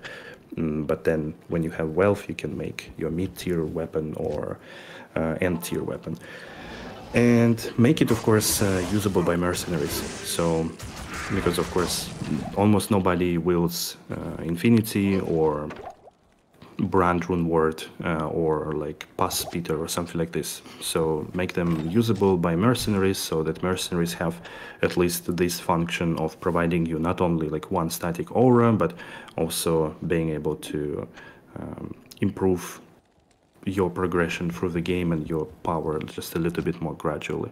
Because at the moment there is nothing and Infinity in that sense. And that's, I don't think it's ideal for most of the cases. Gotcha. Yeah, so it sounds like, because you said you were a big fan of PD2 anyway, so I guess it's not surprising at all that you would kind of lean towards more changes with skills and rebalancing items and all that kind of stuff. I guess it's not, that's kind of what I expected, I guess you could say. So you're definitely on the, you kind of make me look like an anti-change guy when you say stuff. Oh, I'm funny. But yeah, so yeah, a ton of stuff. Yeah, it sounds like most things you kind of want changed, huh? Just to kind of switch up, like you've played the game to its completion enough, and you kind of want everything shifted around a little bit. I mean, generally, yeah, I would say so, because it's not that, like, again, maybe just a little bit of history. It's not like I played game for the last 20 years, almost every month or like every week. No, I actually restarted playing it really heavily, maybe like 4 years ago. And just, yeah, having, even that, like having to do the same things, although I really like farming and grinding and different characters, still I feel like adding a little bit of freshness, since now we have this opportunity with D2R, adding a little bit of freshness, something to look after every like 3-4 months, maybe to try something new. I think that would just benefit the experience that we all have. And one thing that I forgot actually is I would really want to have some kind of new end game, to be honest. Like changing everything here, huh? Yeah. Like whether it is a mapping system like in other games, or whatever, endless dungeon, like again, I was joking previously that in order to convince Blizzard to introduce new endgame, we shouldn't call it maps, because maps are from PoE, from Project Diablo 2, and this is no-go. We should call them Nephilim rifts, but Right. just make them like maps in PoE or Project Diablo 2. So then they will be like, ah, we need Nephilim rifts. That's what they want. Okay, that we can do. That would So work perfectly. yeah. So yeah, like I would want, of course, to see like some additional end game because, or if not like additional end game, but then review the locations and lift them up a little bit somewhere with density, somewhere with rebalancing immunities that are present there, and of course area levels, so that you have more variety. Gotcha. Yeah, that's one thing I wouldn't mind if they turned up the density on certain areas. Right. I guess I never really talked about it or never thought about it a ton, but as just a little bit, and just some areas that really is what's kind of holding them back. Like, if it's not an 85 area, maybe having like slightly more density, obviously I think would be a good thing. Then you could make an argument to, you know, you could go hunt runes there or something, or even lower level Right. stuff if there's higher density, you know, and it's still, you still have to kill monsters. All that's doing really is eliminating the amount that you have to save and exit, right? Right. So, and I don't know about you or anyone else listening, but saving and exiting isn't the funnest thing to do usually. So it's not why I log on, it's to save and exit, you know what I mean? So I wouldn't mind Exactly. turning up the density really anywhere, even if it was 85 areas. I wouldn't be mind if like the game's overall density was turned up 25% or something. I mean, it's hard for me to, without experiencing it, to really pick a number, I guess. But if it was turned up inappropriately, not crazy amount, but like an appropriate amount, you know what I mean? Yeah. Yeah, I absolutely agree with you. I think that's also something that I remember kind of thinking about a while ago. I think either with season 1 changes or somewhere after that, that I wish they looked into Diablo 2 through the prism of like what activities you have there. You have like playthrough activity, you have elite MF hunting activity where you emphasize farming one like with, you know, highest MF and only bosses or like boss packs. Then you have also rune farming activity where you try to kill as many monsters as possible. And you also have like Uber's activity or like end game bosses farming, and eventually also PvP. So I wish they looked at those like 5 points and through that actually balanced the game and characters as well. So which characters excel at elite hunting? This is of course like Zerker Barbarian, or to some extent like Fire Cold Sork, and the Necromancer with this amplified damage corpse explosion build. But for example, there is no Amazon that excels at that because she's slow in teleporting. She maybe cannot pick only like one monster there and so on. There are also many builds or many characters that are not able to do Ubers, for example. And I don't mean that every character has to do, but at least give an option that can do Ubers if you really push hard on a character. And like through this, they could also, for example, balance, as you said, other areas with making some areas level 85, so you could hunt for the best items available with those builds. Make, as you said, like some areas that are lower level, but increase density there, so they become new targets for rune farming.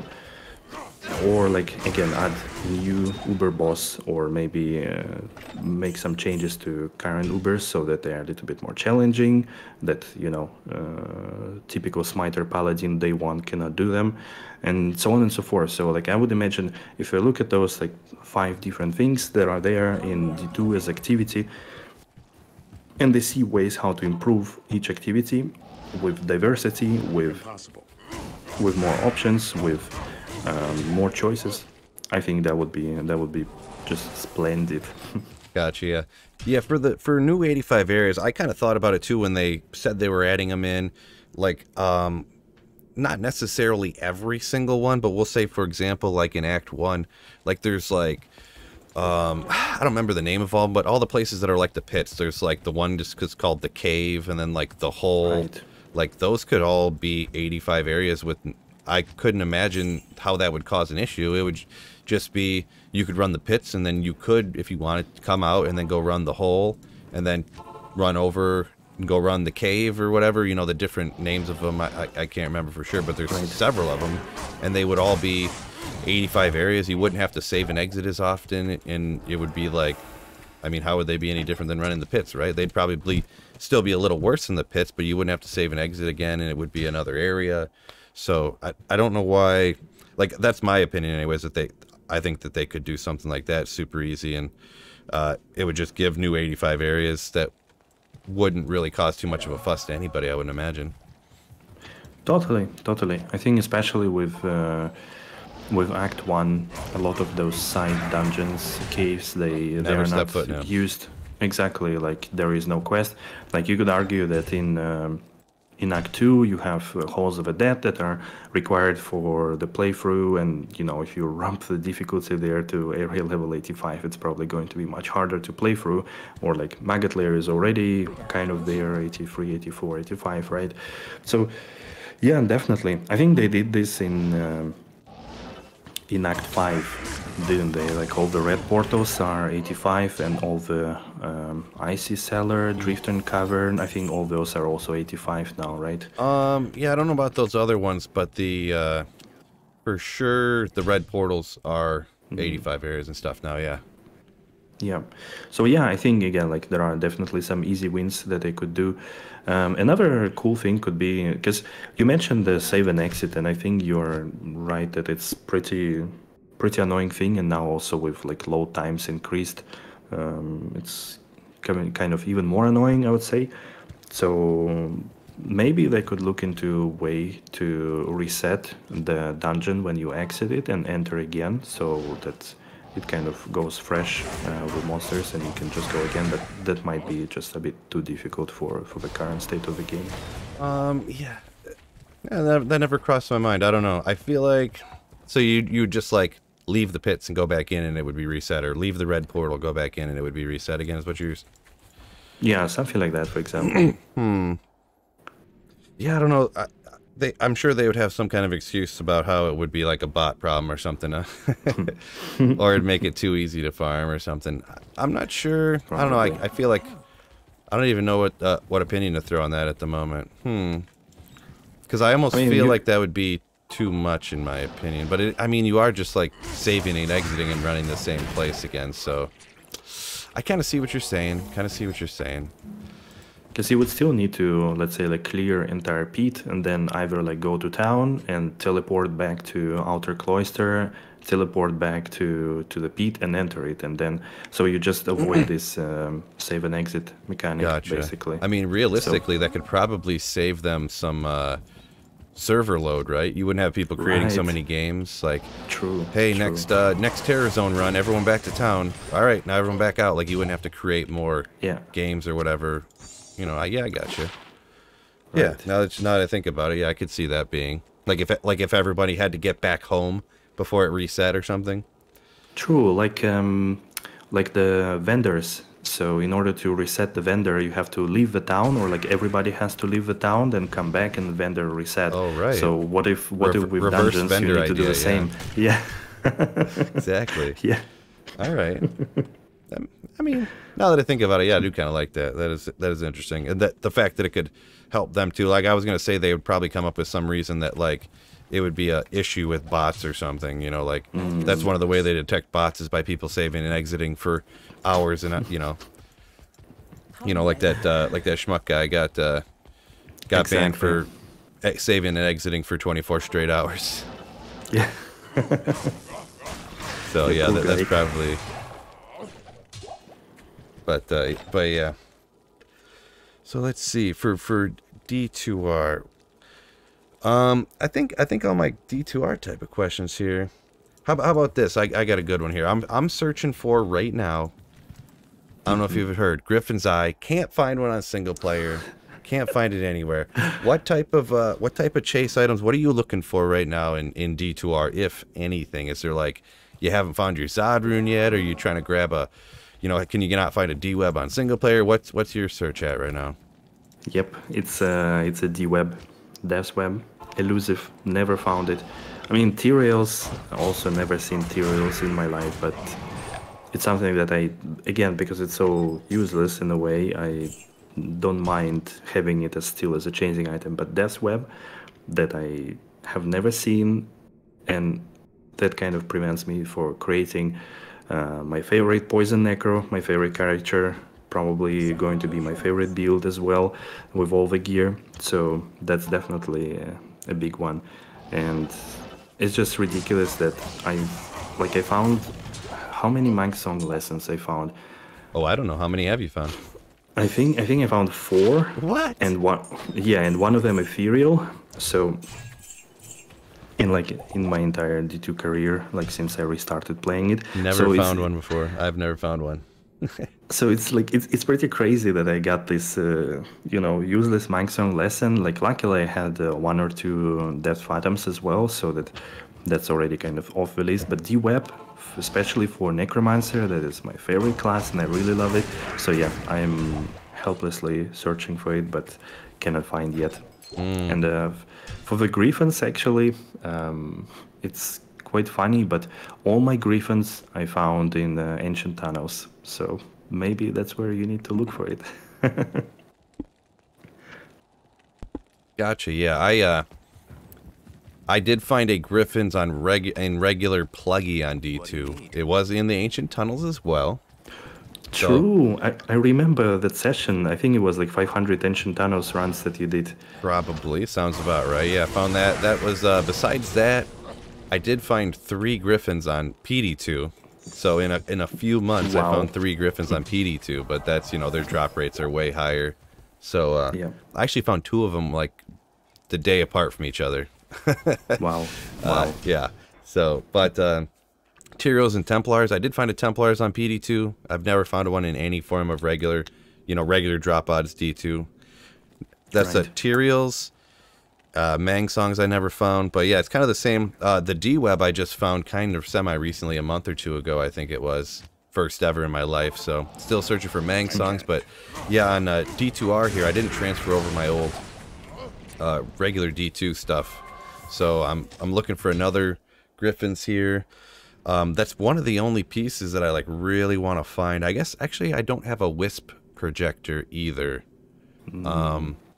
Don't have a Wisp projector either, and I can, because I'm not going to release this podcast here for a little bit, a few days or a week or something. At least I can give you a spoiler alert in a future video here. I did just find a Metal Grid. Really? Nasty. Wow. Yeah. Wow. And even nastier because I do this funny thing where I call stuff all the time. So I'm like, yes, I found my Metal Grid.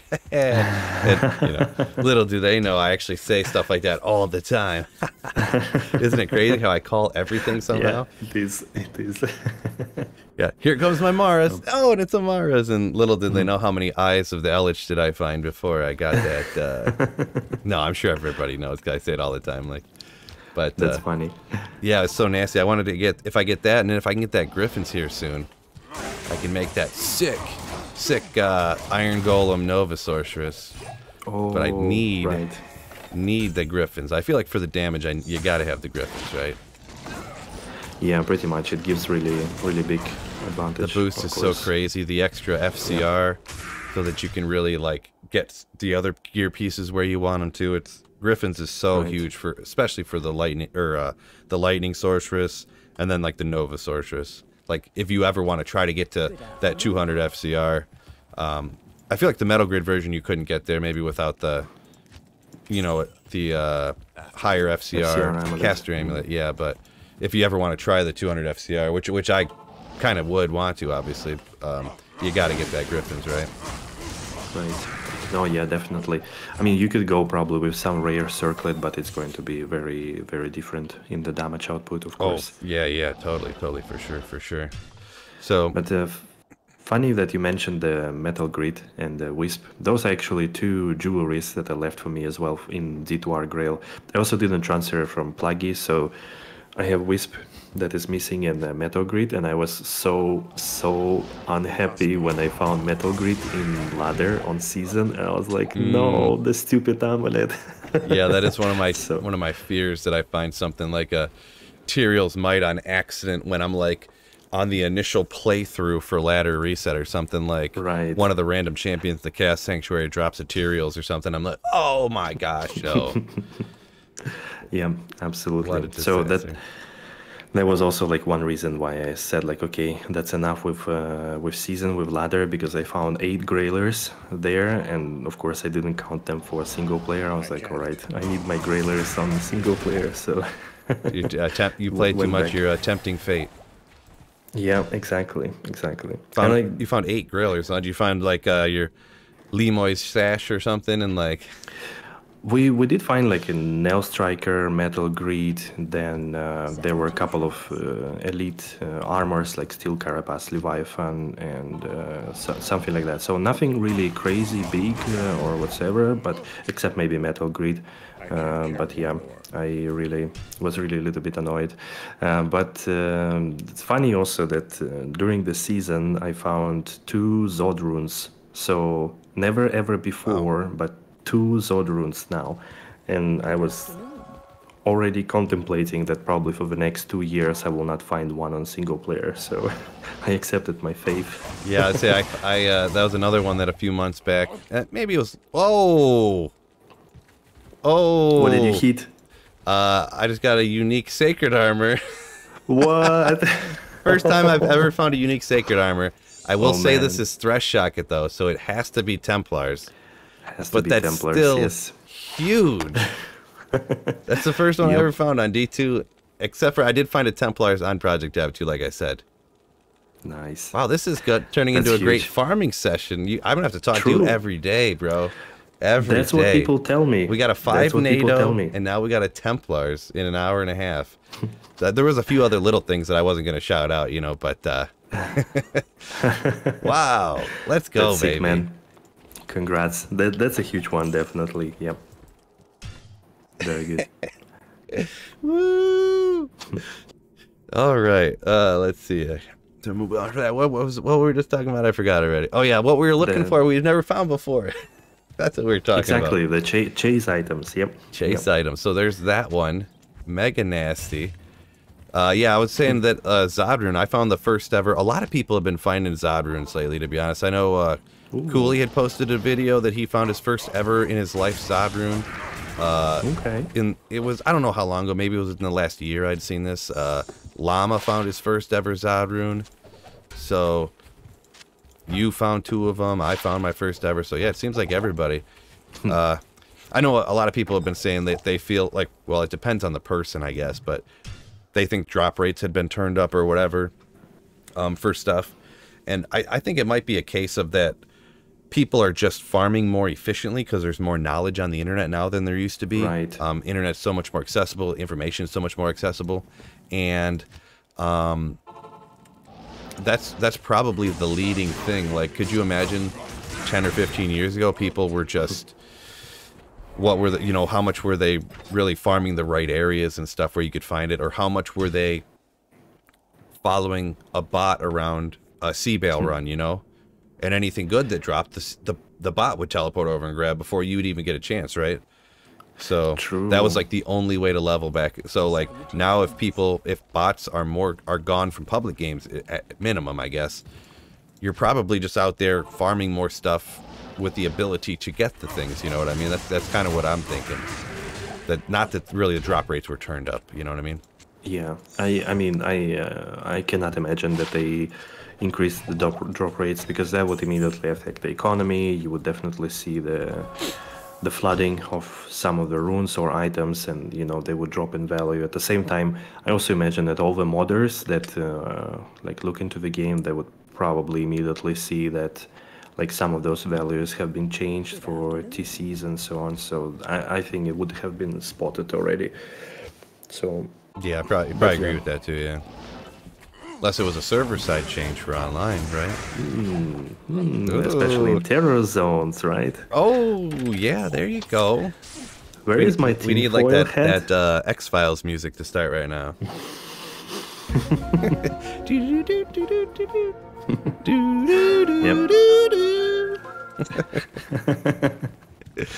Oh man. Right. So jumping in, actually we're gonna go ahead and I think I'll jump out of D2R for a second here. I seen you were playing a new game. Weren't you streaming another game kind of recently here? Yeah, so I kind of have now Christmas variety time, sort of. So I was playing this game Bastion. It's a kind of action. You can call it action RPG, but it has very mild RPG elements. Like you can choose some passives and upgrade your weapons a little bit, decide there, here and there. But it's the first game of one studio called Supergiant Games that created recently like very popular Hades game, the roguelite. So that like won tons of awards and generally just a very good game from independent studio. Are they both just like strictly PC games, or? Actually not. I think both of them. So they have 4 games, and I think all of them are cross. They're available on PC, on PlayStation, I think, Xbox, and I think even like their first 2 games, the Bastion and Transistor, they are really great for the story and like art style and narration and everything, music as well. And I think those 2 even available on iOS, so like on Apple devices. Okay. So yeah, but it's just a game that I kind of landed on, I think like a year after its release, like so in 2012, I believe. And since then I played it probably like 4 times, played it through. It's a short one, like 10, 12 hours, something like this. So, and I just thought that, okay, for Christmas, just want to kind of go back into that story and maybe somebody will like it from the viewers and enjoy it. It's like a lot of people actually know this game, so. And then yeah, I still plan to stream a couple of our games during this, let's say like week or 2.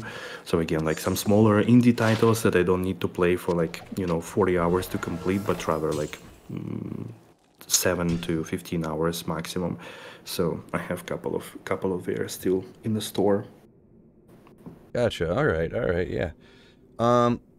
Were there any, what other kind of like classic games would you say that you remember? Any games from maybe your childhood or something? A couple that come to mind, like I'm thinking Final Fantasy VII stuff when I was younger was crazy, or what was your favorite games back in the day?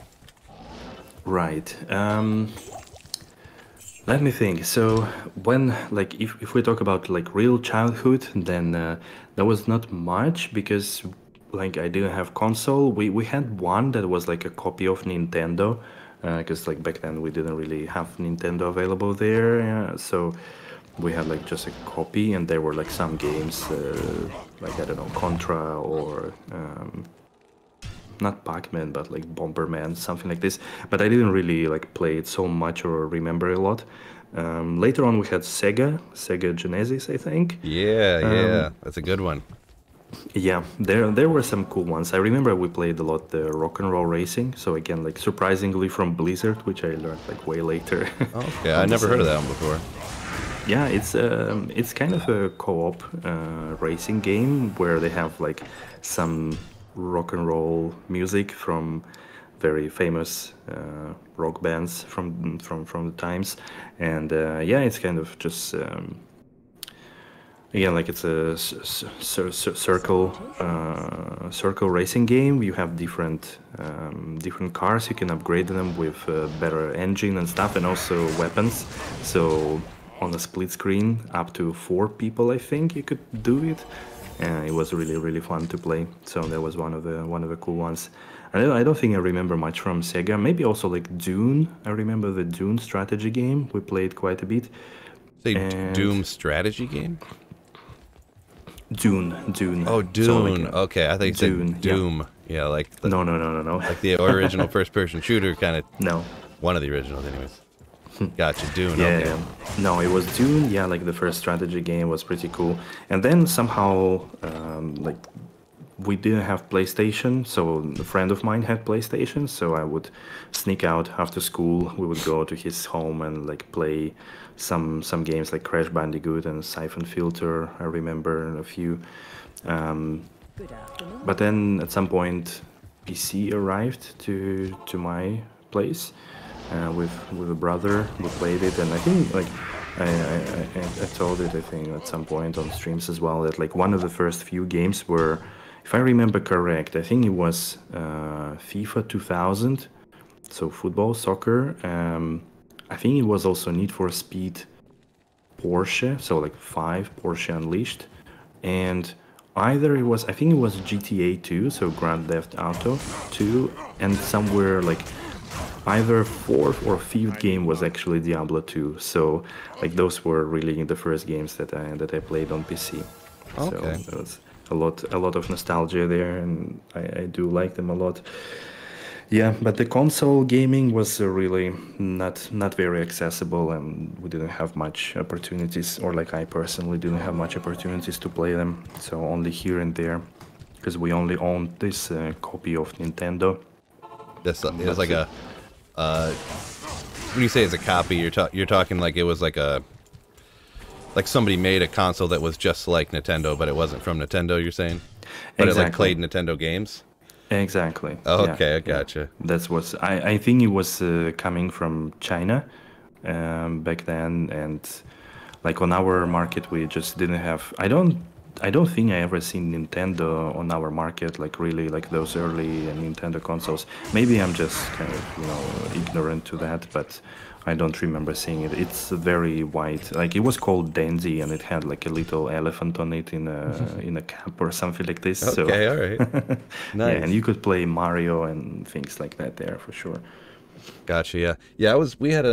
We were kind of late to the Nintendo game. It was one of those ones where our parents waited till we were, like it was out for years, and then finally got one when it was nice and cheap, and then waited till the Sega and Super Nintendo was out for a while, and then got us a Sega when they were cheap, and then waited for the PlayStation to be out for a while, and then got us a PlayStation when it was cheaper, so.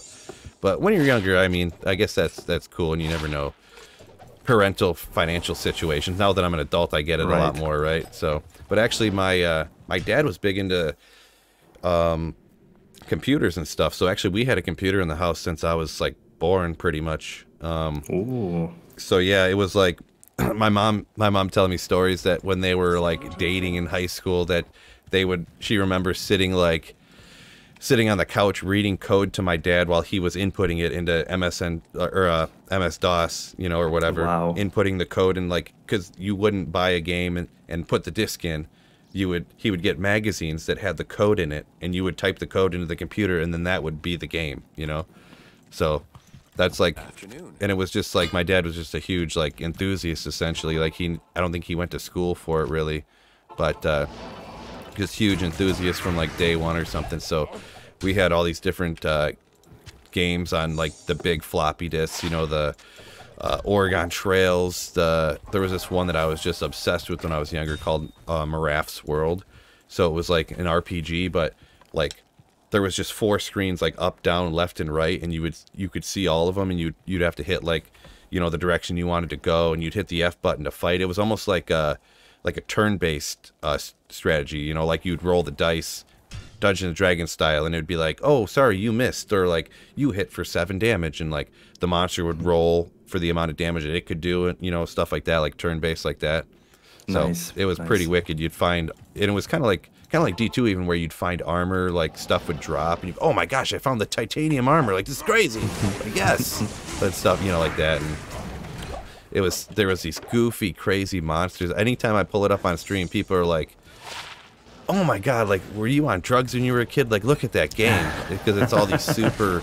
There was no in between on colors, right? It was like, there wasn't like, ooh, that's dark red and a little bit lighter and it's like faded over. No, it was like, there's red, there's green, there's yellow. there's no in between. True. So these monsters are like red, yellow, green, blue. It's just all these super bright colors. So it's pretty crazy looking. And then, yeah, moving in, obviously all the regular Nintendo type games, the kind of the normal ones, the Marios, the Contras, all the super popular games and stuff. And then Sega was pretty legendary step up, right? When you got the Mortal Kombats, and that was when I started playing the NHL, NFL, sports games and stuff. Primal Rage was super cool. It was like, I don't know if you remember that one, but it was like Mortal Kombat, but you had like animals and stuff. There was like a gorilla man, and there was like a dinosaur man and stuff that would fight. And it was crazy, just crazy stuff. But yeah, there was, and then PS1 was when everything went off, right? You got Tony Hawk Pro Skater was crazy. Proper 3D as well, yeah. What was that one? Proper 3D graphics as well. Oh yeah, so actually really, 3D graphics. Yeah, totally, for sure. The Final Fantasies. Did you ever play any of the Final Fantasies by chance? Actually, not. It's such a, it's kind of a not closed gestalt for me, you know, like I really want to play them because I only got to know them way later in my life. Like, already, even, I think like, even past university, so like I never knew about those games before. So, and the cool thing that I can do it now, like on the emulator, you know, on my phone or something. So I kind of wait for the moment of a long travel when I could actually play the OG Final Fantasy and experience all of those like legendary. Right. You can do that now. things. Yeah, back in my, I actually got, because I actually was borrowed it from a friend and played it, and then when I got older, probably 20, I wanted to play it again, and you had, at the time you couldn't really download games yet. I mean, this was 16 years ago, it would have been. So you had to buy the physical copy. Final Fantasy VII, when I was like 20 years old, was, we had to get it, I had to get it for $70. What? Yeah, because everybody Holy wanted it, moly. and you had to have a physical copy. They didn't make new ones. Like, so it was $70, $80 for a copy of Final Fantasy VII, which obviously, when it was brand new, was only $40. So that's how great. my Now I'm goodness. sure it's worth like nothing because you can just, like you said, download it on your phone. But yeah, I had to pay $70 for Final Fantasy VII to play it. But yeah, if you ever want to sit down and play any of them, I recommend 7, 8, and 9. They're the version for PS1. In my opinion, they're by far the best ones, in my opinion. Right. They were like original, I think 1, 2, 3 in US market or something like this. Yeah, I don't know Correct. if the ones before that were ever in the U.S. market. To be perfectly honest, I couldn't tell you if they were or not. But I know 7 is the one that really put it on the map in the Yeah, United yeah. States. Exactly. Yeah. Wow. No, like as I said, like I don't know, in the early, like when I was a kid, like late 90s, let's say, like back in the days in Russia, it was like really a lot of things were not accessible, and my parents didn't have really much to deal with computers. So I only remember that once I was at my mom's job, I think, and they had like a couple of computers there, and they had Prince of Persia there, the one that, you know, the 2D where you need to step carefully, jump, and hit with a sword some of those bad guys. But that was pretty much it until we got our own PC. So it took a while. Gotcha. Okay. Yeah, I didn't know you were originally from Russia. Or I guess now that you say it, Oh, I yeah, guess I yeah. remembered you hearing you say something about it, but I forget you did. Yeah, Wait. no, yeah. But yeah, so and then did you ever get any first-person shooter type of stuff? That was kind of one of the ones that got me into the kind of gaming the most. Kind of was like Xbox and when Halo. Going to like I don't know if you would have been able to do this where you were at, but going to Halo parties, I would. At the time, I was old enough to drive, so I'd load a TV in my pickup truck, and you know, back in the day, it's a giant tube TV, and we'd go to people's houses Right. and hook up LAN parties, and then it was just like bananas when Halo 2 came out because you could play on the internet. And like I said, my dad was a computer enthusiast, so he had to. We were one of the only people that had high-speed internet, which was crazy at the time. It was like Wow. brand new, expensive. What this is crazy. The craziest part of this is because when you play online, if you play a first-person shooter online, that's what makes you a lot better of a player, right? But I was the only one that had internet where I was from because there was one stoplight in my town, type of town, you know. So then they would still do these Halo parties when Halo 2 came out, and I would show up and they would just be like, "What? What are you doing? Like, how did you get up there?" And you know, I'd be like super bouncing, or like I'd be, you know, in this little head glitch area, or on Halo 2, or on I don't remember if it was in Halo 1. It must have started in Halo 2. They'd call it a death combo, or depending on how they wanted to talk trash to you, they'd call it the noob combo, because you could just like instantly drop people by swapping weapons and shooting them at the same time. Like, it is just hilarious stuff. But yeah, between Halo and then Call of Duty, there was a lot of hours put in on those ones. Right, that's yeah, I kind of forgot completely about first-person shooters. I think, like, again, like Halo, I think because it was such exclusive to Xbox, I pretty much missed it completely. Like, okay, I yeah, I never got- played it until this day. As soon as I discovered Halo, I went and got myself an Xbox and sat in my room for like really? 15 straight Wow. hours after I got it. 'Cause And that was when I had actually at the time I had a PS2 and an Xbox, I think. And that was the first time I ever had two consoles at the same time. But I had to get an Xbox after going to a friend's house and playing Halo a couple different times for these Halo parties, and I was like, all right, I'm in. Like, so I bought it for that, and the Elder Scrolls games were sick and stuff like that. So Right.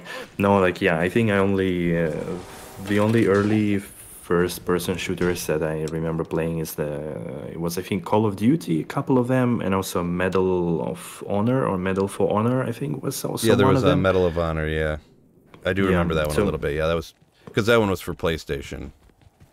I don't know if it was for Xbox, but I played it for PlayStation. I remember. Yeah, and then of course what we played quite a bit is Quake 3 Arena. So that was something we played quite a bit, definitely. Good call on that one. I forgot about that. Yeah, Quake. Yeah. Unreal Tournament. Right. Red Tournament Faction as well. Yeah. I don't know if you remember Red Faction at all. I only I remember at my friend's place, and he played the campaign or like a story of Red Faction. So I remember only that, but I never played it myself. Gotcha. But, Yeah. Unreal Tournament and Quake 3 Arena or Quake 2 1 obviously were also quite big. Yeah, all of those ones I can remember. We in our schools we had our computer labs or whatever, and it was funny at the time because like we literally. Like us kids literally knew more about the computers than like the teachers did essentially. So they didn't have any type of restrictions on the computers like at all. So we all downloaded like the free versions, like the shareware versions of like all these games. So we would be in one computer lab and we're like going against the people in the other computer lab, or like we'd be like, who's this person that jumped into the game? It's somebody in the library on a computer that's like, just jumping in the game, fragging people, so Right. it was kind of a hysterical time when like anyone over the age of like 35 has had no idea about these computer things. Like like what, you can just download a game off the internet? This is crazy. And we're like, yeah, well, I remember in our school we like a little bit later also got computers there, and somebody installed Counter-Strike on them. Nice. Like 1.1, so it was pretty crazy. We were also like trying to always sneak and play the rounds with each other, so with the LAN games. So that was really cool. Yeah, for sure. So yeah, just like remembering back, it was again like Counter-Strike, and I think also Half-Life.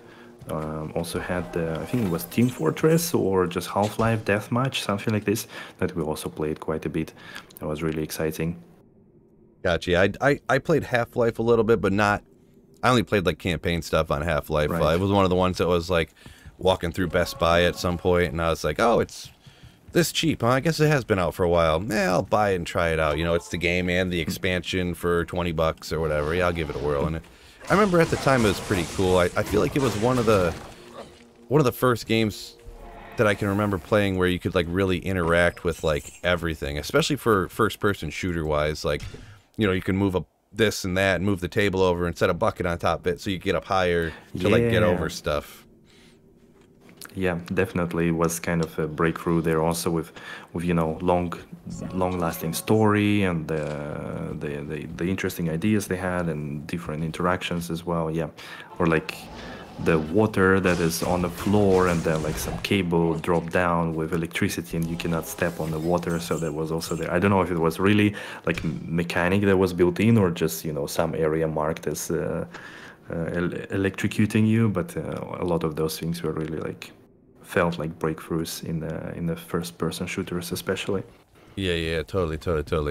So we're coming around on 2 hours here now, so I'm unfortunately gonna have to go. Having a great time talking with you, but I'm gonna have to dip out here, my friend. Likewise, that was really excellent. Thank you so much. It was really a pleasure and a lot of interesting exchanges and conversation. So right, thank you so much. Yeah, real great. It's always great talking to people I haven't, I've watched your videos and I've seen you stream and stuff, but you don't get the same kind of way to interact like in the chat and things like that. So it's real great talking to you, getting different perspectives on the game and stuff too, obviously, from talking to different people. So yeah, anybody watching this, you made it all the way to the end of the podcast, make sure you check this guy out. I'm going to put a link in the description to his channel. So he's been making videos for quite a while, putting in the work. So make sure you give this guy a follow as well. Great stuff. So, all right, man. I hope you have a great day. Have a great holiday and all that good stuff, right? You too, man. Thank you. Merry Christmas. Yeah, right. enjoy the Christmas Eve and all the festive activities. Totally, yeah. Peace out, man. Don't forget, too, you got to keep slaying. Ooh. Right. All right, take care, my man. Good luck, man.